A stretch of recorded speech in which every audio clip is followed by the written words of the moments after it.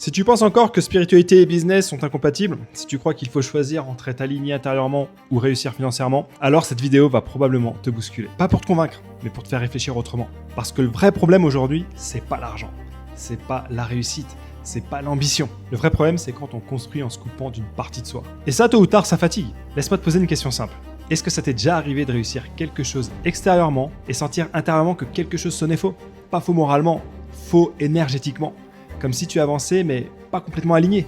Cette fatigue-là, beaucoup d'entrepreneurs la connaissent, ils ne savent juste pas la nommer.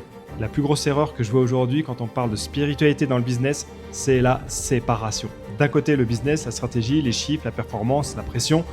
De l'autre, la spiritualité, quelque chose de personnel, d'intime, parfois qu'on cache quoi. Comme s'il fallait compartimenter sa vie. Or, dans toutes les grandes sagesses humaines, il y a une idée simple qui revient toujours sous des formes différentes. Ce n'est pas ce que tu fais qui pose problème. C'est depuis quel espace intérieur tu le fais. L'argent, par exemple, n'a jamais été le problème. Ce qui pose problème, c'est quand l'argent devient un maître à la place d'un outil. Dit autrement, l'argent révèle ton rapport à toi-même. Il n'invente rien, il l'amplifie. Et ce que j'observe chez beaucoup d'entrepreneurs aujourd'hui, ce qui les fatigue profondément, ce n'est pas le travail, c'est le désalignement. Je vois des gens qui gagnent très très bien leur vie, mais qui ressentent un vide intérieur immense, parce qu'ils ont mis toute l'énergie d'un seul côté de la balance. La réussite sans le sens, la matière sans l'alignement. Et à l'inverse, je vois aussi des personnes très conscientes, très sensibles, et qui n'osent pas pleinement agir dans la matière. Comme si créer, vendre, gagner de l'argent les mettait en conflit avec leurs valeurs. Dans les deux cas, il manque une intégration. Une vérité simple traverse toutes les traditions, qu'elles soient philosophiques, spirituelles ou même scientifiques. Ce qui est séparé consomme énormément d'énergie. Ce qui est cohérent devient stable. Un système aligné dépense moins d'énergie pour fonctionner. Un être humain aligné aussi. Quand une personne commence à mieux se connaître, pas intellectuellement, mais intérieurement, quelque chose change immédiatement dans son business.